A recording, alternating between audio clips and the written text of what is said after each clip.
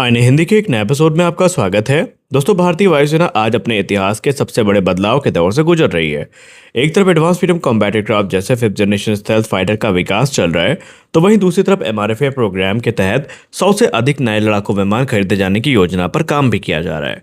ऐसे में mark one alpha का उत्पादन तेज हो रहा है और सुपर सुखोई अपग्रेड भी शुरू होने वाला है। लेकिन इसी बीच एक ऐसा सवाल सामने आया है जिसकी चर्चा बहुत कम होती है। क्या भारतीय वायुसेना के लिए सिर्फ 120 तेजस मार्क टू पर्याप्त होंगे, या फिर भारत को इसकी संख्या बढ़ाकर 240 या उससे अधिक करनी चाहिए? क्योंकि पिछले 20 सालों में भारतीय वायुसेना के लगभग 240 लड़ाकू विमान रिटायर होने वाले हैं, और अगर ऐसा है तो फिर उनकी जगह कौन लेगा? क्या एडवांस मीडियम कॉम्बैट एयरक्राफ्ट इतनी जल्दी बन पाएगा? क्या एमआरएफए समय पर आ पाएगा? और क्या तेजस मार्क टू भारत की एयर पावर की रीढ़ बन सकते हैं? आज की इस वीडियो में हम इन सभी सवालों का जवाब विस्तार से जानेंगे, तो वीडियो को अंत तक जरूर देखिए, क्योंकि आखिर में हम ये भी समझेंगे कि 240 तेजस मार्क टू का प्रस्ताव कितना व्यावहारिक है और इसकी वास्तविक संभावना कितनी है। तो देखिए, पहले हम भारतीय वायुसेना की सबसे बड़ी समस्या को डिस्कस करते हैं। भारतीय वायुसेना के लिए हमें यह समझना होगा कि अभी चुनौती क्या है। आज इंडियन एयरफोर्स के पास लगभग 31 से 32 फाइटर स्क्वाड्रन है, लेकिन सरकार द्वारा स्वीकृत संख्या 42 स्क्वाड्रन की है। यानी भारत पहले से ही लगभग 10 स्क्वाड्रन पीछे चल रहा है, और अब समस्या और बढ़ने वाली है, क्योंकि अगले 15 से 20 वर्षों में 3 बड़े फाइटर फ्लीट जो है पूरी तरीके से रिटायर होने वाले हैं। सबसे पहले जैगुआर, लगभग 110 से 120 जैगुआर एयरक्राफ्ट। इनकी उम्र अब काफ़ी ज़्यादा हो चुकी है, और आधुनिक युद्ध में इनको उपयोगी बनाए रखने के लिए भी हमारे संसाधन सीमित होते जा रहे हैं। दूसरा है मिराज 2000, लगभग 50 मिराज 2000 विमान जो है ये भी अब अपने सर्विस के अंतिम चरण में ही हैं। हालांकि मिराज आज भी बेहद भरोसेमंद फाइटर जेट हैं, और इनकी उम्र भी धीरे धीरे पूरी हो रही है। और जाहिर सी बात है, फाइटर एयरक्राफ्ट कितना भी कैपेबल हो, एक समय ऐसा आता है जब हमें उसे रिटायर करना ही पड़ता है, और धीरे धीरे मिराज 2000 उसी उम्र की तरफ बढ़ रहा है। और तीसरा है मिग 29 यूपीजी, लगभग 60 से 65 मिग 29 जो हैं, इनकी भी आने वाली वर्षों में चरणबद्ध विदाई हमें दिखाई देती है, क्योंकि ये भी अब अपने लगभग हाईएस्ट अपग्रेड को प्राप्त कर चुके हैं। अब इससे ज़्यादा अपग्रेड की संभावना यहाँ पर बची नहीं है। और अगर हम इन तीनों को जोड़ दें तो कुल संख्या तकरीबन 200 फाइटर एयरक्राफ्ट के आसपास टच कर लेती है, और यही वो आंकड़ा है जिससे पूरी बहस को जन्म दिया है, या जिसने पूरी बहस को जन्म दिया है। अभी योजना क्या है? देखिए, अभी आने वाले समय में क्या हो सकता है। सरकारी योजनाओं के अनुसार अगर भविष्य में लगभग यही तस्वीर दिखाई देती रही, तो लगभग हमें 180 या उससे अधिक जो तेजस मार्क वन फाइटर एयरक्राफ्ट हैं, इनके इंडक्शन के बाद भी कम से कम 120 तेजस मार्क टू, 260 से अधिक सुखोई 30 MKI और 114 एमआरएफए का जो कॉम्बिनेशन है वो तैयार रखना होगा। और भविष्य में 120 जो है हमें एम का जो है वो तो चाहिए ही चाहिए। और ये योजना भले भी हमें संतुलित नज़र आ रही हो, लेकिन फिर भी बड़ा सवाल ये खड़ा होता है कि अगर 220 से 240 एयरक्राफ्ट रिटायर हो रहे हैं, तो तेजस मार्क टू सिर्फ 120 क्यों आ रहे हैं? बाकी 100 से अधिक एयरक्राफ्ट की कमी कौन पूरा करेगा? और यहीं से इस पूरे डिबेट का जन्म होता है। तेजस मार्क टू हमारे लिए बहुत महत्वपूर्ण है। बहुत सारे लोग तेजस मार्क टू को सिर्फ तेजस मार्क वन अल्फा का बड़ा संस्करण समझते हैं, लेकिन वास्तविकता इससे बिल्कुल अलग है। तेजस मार्क टू पूरी तरीके से एक नए पीढ़ी का मीडियम वेट फाइटर जेट है, और इसमें नया F414 इंजन, काफ़ी अधिक थ्रस्ट, ज़्यादा फ्यूल कैपेसिटी, बेहतर पेलोड, बेहतर कॉम्बैट रेडियस, आधुनिक उत्तम मार्क टू एसआर रेडार, और नया इलेक्ट्रॉनिक वॉरफेयर स्वीट के साथ साथ infrared search and track system, network centric warfare capability, अस्त्र मार्क टू, अस्त्र मार्क 3 और रुद्रम एंटी रेडिएशन मिसाइल देखने को मिलती हैं।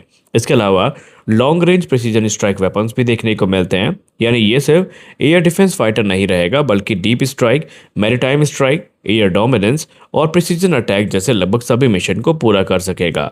और इसीलिए कई विशेषज्ञ इसे भारत का सबसे शक्तिशाली नॉन स्टेल्थ फाइटर जेट मानते हैं।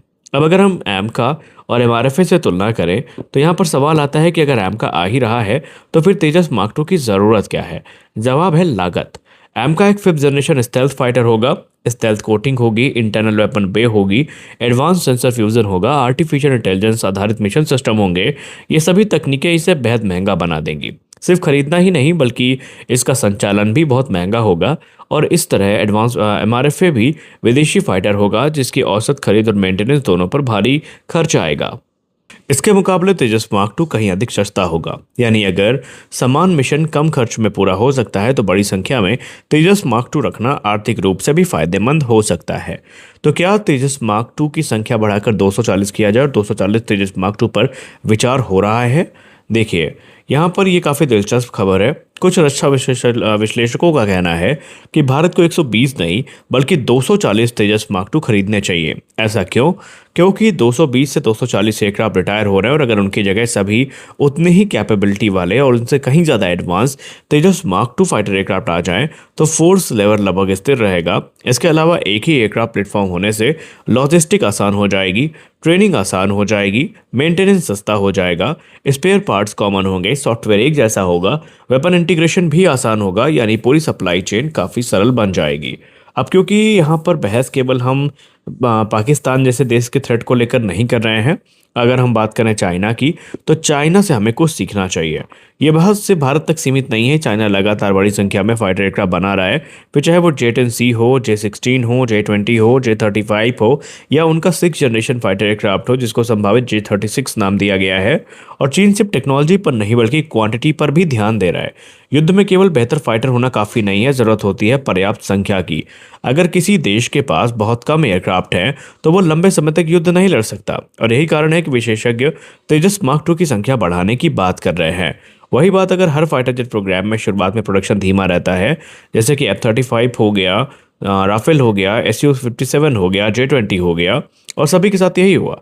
एम का भी इससे अलग नहीं होगा। अगर शुरुआती वर्षों में प्रोडक्शन रेट कम रही तो भारतीय वायुसेना की ताकत कम हो सकती है। ऐसी स्थिति में बड़ी संख्या में तेजस मार्क टू एक सेफ्टी नेट का काम करेगा। अब एयरक्राफ्ट का सबसे खास फायदा यह है 240 तेजस मार्क टू का कि जब किसी फाइटर जेट की डोमेस्टिक ऑर्डर बड़ी संख्या में होती है तो उसके प्रति एयरक्राफ्ट की लागत कम होती है, यानी पर एयरक्राफ्ट की जो कॉस्ट है वो कम होती है। एचएएल को लगातार प्रोडक्शन मिलता रहेगा, सप्लाई चेन मजबूत होती है, प्राइवेट इंडस्ट्री निवेश करती है और एक्सपोर्ट कस्टमर का भी भरोसा बढ़ता है। यानी पहले जो बड़ी घरेलू खरीद होती है ये भविष्य के निर्यात का रास्ता भी खोल देती है। लेकिन इसके कुछ नुकसान भी हैं। अगर बहुत अधिक बजट तेजस मार्क टू पर खर्च किया गया तो फिर एमका और एमआरएफए के लिए उपलब्ध धन कम हो सकता है। कुछ विशेषज्ञ मानते हैं कि भविष्य के युद्ध स्टेल्थ आधारित होंगे और इसीलिए ज़्यादा पैसा एमका जैसे 5th जनरेशन फाइटर पर खर्च करना चाहिए। लेकिन ये जो बहस है ये क्वांटिटी बनाम क्वालिटी की है। और अब हम अगर आसान शब्दों में आपको बताएं तो यहाँ पर एक बात तो साफ हो जाती है कि 120 तेजस मार्क टू का आंकड़ा अंतिम नहीं माना जा सकता।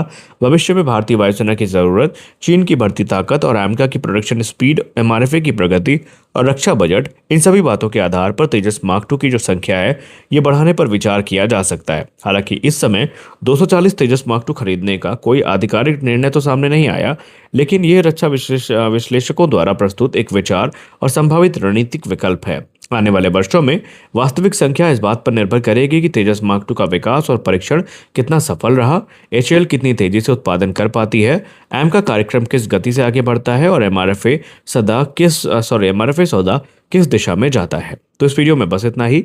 मिलते हैं अगले वीडियो में कुछ अपडेट्स के साथ। तब तक के लिए जय हिंद।